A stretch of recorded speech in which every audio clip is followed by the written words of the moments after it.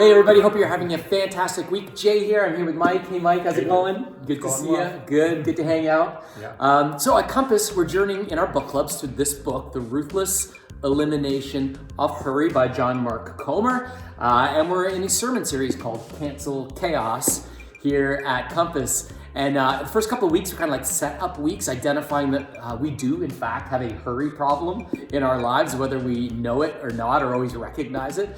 We live in a culture that is go, go, go, and it's burning us out. It's not healthy and it's not sustainable. Week 2, we had to look at the solution, this whole idea of apprenticing under Jesus. Like, what would it look like if Jesus were to live our lives here in 2022 in Dufferin County? What would that look like if Jesus was going to kind of take on our lifestyle, and how do we model our lifestyle after his? Well, this past week, we started to look at the practices of Jesus. Like, what did Jesus actually do? What was his lifestyle? How did he live his life to maintain his life that captured and recognized and was present in every moment? And we talked about the practice of silence and solitude.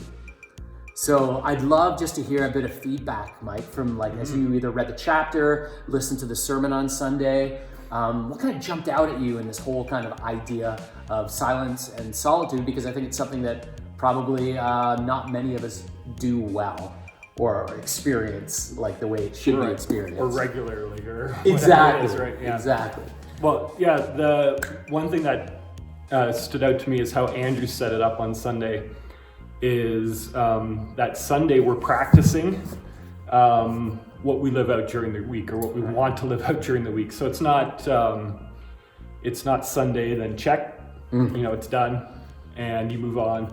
But he set it up. He worked silence into the worship on Sunday, and then silence is part of our worship during the week. Right, it's like a rhythm, not just something we check a box. Check on it. Yeah, and silence is so easy to do. That's worship that anyone can do anytime, in theory, during the week, right? Great point, right? It doesn't cost money. It doesn't. You just have to do it. You don't need anything. Absolutely. It's just silence. It might lead to, and it probably does lead to prayer and reading your Bible or a verse coming out or something like that, but it doesn't have to be any of that stuff. Yeah. It can be silence. So. Yeah. Awesome. Yeah. So your dad, how many kids you got, Mike? Oh, yeah, it's 4. 4 kids, a busy dad, busy family. I'm sure silence and solitude sounds easier than it is to capture in your life. But how do you incorporate that as like a practice or a discipline, silence and solitude in the middle of obviously a busy and sometimes I'm assuming loud home and life? Right. So not always very well, but yeah. And for me, at home often isn't silent. And so I got to be intentional, right? I got to find those times and be flexible, because it's not going to be the same time all the time for me anyway. I have a hard time finding that one time that always works. Right. Do you have a go-to activity or place that you would go to, or how does that look? Yeah. So I try to think when there's certain things I always do that are priorities that I enjoy doing, and so I try to pair silence with those. Mm-hmm.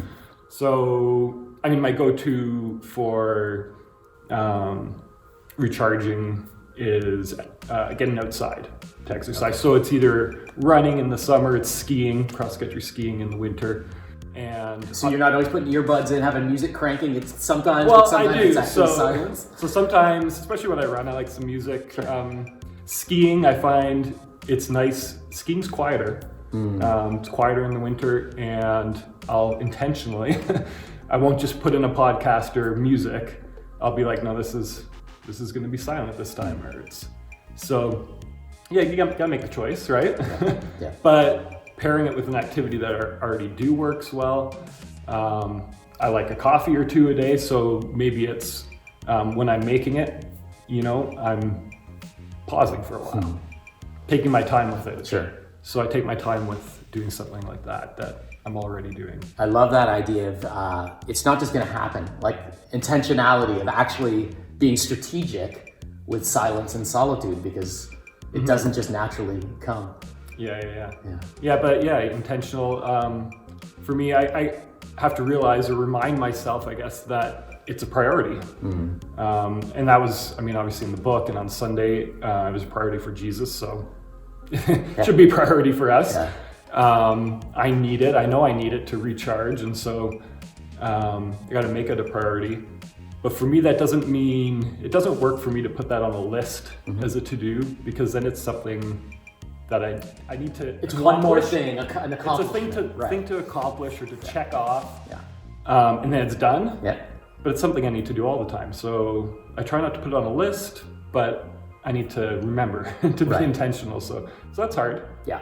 I like how Andrew said the win of it is just doing it. Yeah. Right. It's not what you get out of it. It's just like, if you are silent and make these moments, that's the purpose. Right. Right. So that was a big one for me. Yeah, I can't remember. I said trying is succeeding, something like that, right? Yeah. And that was big. And the idea of grace. Yeah. Because it's like, I want more of that. So Yeah, it's like, absolutely. right? Yeah. And I don't need to, it's not the end goal, it's not the result. If I try, I think God likes that. And then there's opportunity for grace and in that. And so, yeah. So awesome. So awesome. Hey, thanks for sharing with us. Thanks for encouraging us. Hope you're encouraged. Carve out some time this week for some silence and solitude. You won't regret it. We'll see you again this Sunday at Compass.